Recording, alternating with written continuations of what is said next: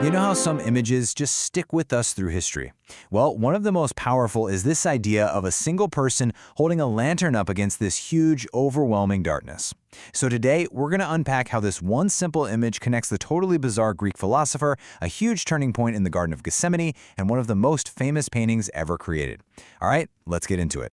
So this is the big question, isn't it? It's the central riddle we're tackling. I mean, on the surface, these two scenes feel like they're from different planets. One is in the bright sun, the other's in the dead of night. But that lantern is the key. It unlocks a much deeper story about truth, confrontation, and what it means to be a witness. And here they are, our two main players. On the left, you've got Diogenes, the cynic, basically causing a scene in ancient Athens. And on the right, this mysterious figure in a 17th century masterpiece, lighting up a moment of absolute betrayal. So, how in the world are these two connected? Well, let's start with the guy who, let's be honest, didn't even need a light. Okay, our first stop is ancient Athens, 4th century BC, and we're meeting one of the most eccentric characters in all of philosophy, Diogenes the Cynic. And this was his classic, totally deadpan reply when people in Athens would ask him, "What on earth are you doing carrying a lit lamp through the marketplace in broad daylight?" I know, it sounds completely nuts, but for Diogenes, this was dead serious. He wasn't just looking for any person. He was on the hunt for a truly authentic, honest-to-goodness human being. To really get the lantern, you have to get the man. You see, Diogenes was a cynic, which basically meant he rejected everything he thought was fake. Money, status, all the social rules people followed. He believed real freedom came from needing almost nothing and just living according to nature. So, and this is the kicker, his public stunts weren't just for shock value, they were his philosophy in action.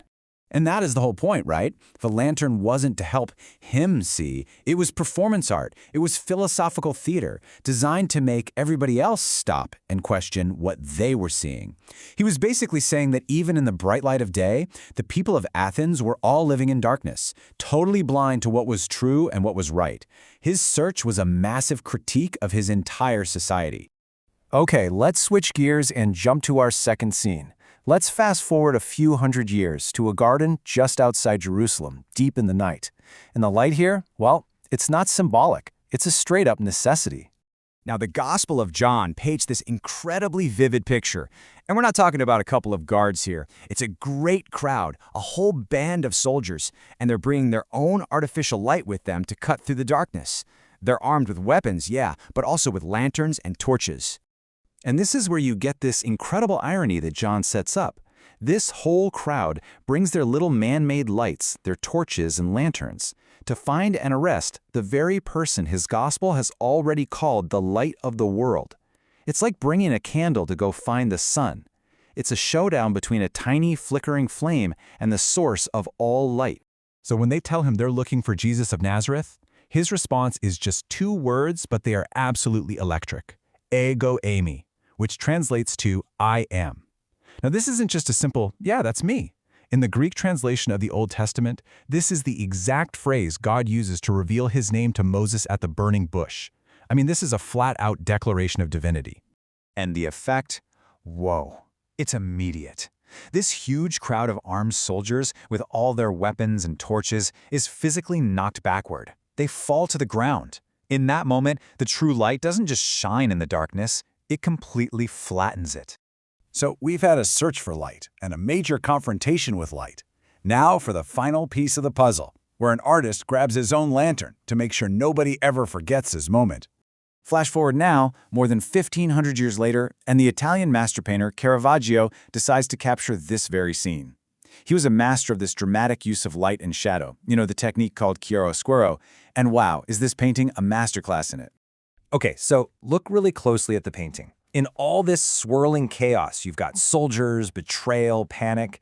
There's one guy on the far right. He's kind of craning his neck, trying to get a better look, and he's holding up a lantern that lights up Jesus' face. So the question is, who is this guy? He's clearly not a soldier. He's not one of the disciples, so who is he? Get this, it's Caravaggio himself. He painted his own self-portrait right into the middle of the story. I mean, what an incredible, bold move for an artist. He's not just painting a history lesson, he's literally putting himself in the scene and making a huge statement about what his job as an artist is. So what's the deal with his lantern? Well, first off, on a practical level, it's the main light source in the painting. It's what shows us where to look. But on a symbolic level, man, it's so much deeper.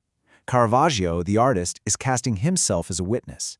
He's saying, I'm a sinner just like everyone else, showing up late to the story, but I'm holding up my lantern, which is his art, to make sure the rest of the world can see this. He's literally bearing witness with light.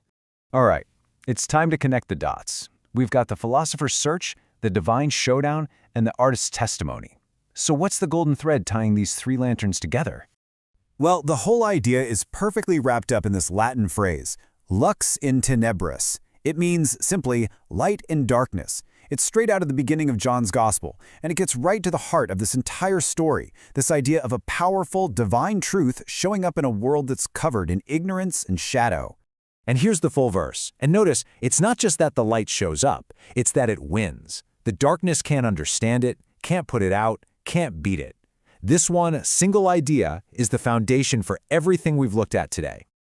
And this table just lays it all out so clearly for us. With Diogenes, the lantern is all about the search for something real. Then, for the crowd in the garden, those lanterns become a key part of the confrontation between human power and divine light. And finally, with Caravaggio, the lantern becomes the tool of the witness, the way he makes sure that light gets shared with the rest of us through his art. But at the end of the day, this is bigger than just lanterns, right? It's about this timeless, symbolic fight. Light always stands for things like truth, revelation, and life, and darkness always represents ignorance, evil, and death. And each story we've looked at, it's just another chapter in that timeless struggle. So here's the big takeaway. This simple image of a lantern ends up being this incredibly deep symbol. It represents the active human effort, whether it's through philosophy or faith or art, to do something about the light. It shows this deep human drive to search for the light, to face it, and then to hold it up for others to see. And all of this really leaves us with one final thought. For centuries, this simple tool, the lantern, has been used as a symbol for seeking truth, for confronting power, and for bearing witness to something important. It really makes you ask yourself, doesn't it? What darkness out there needs your light?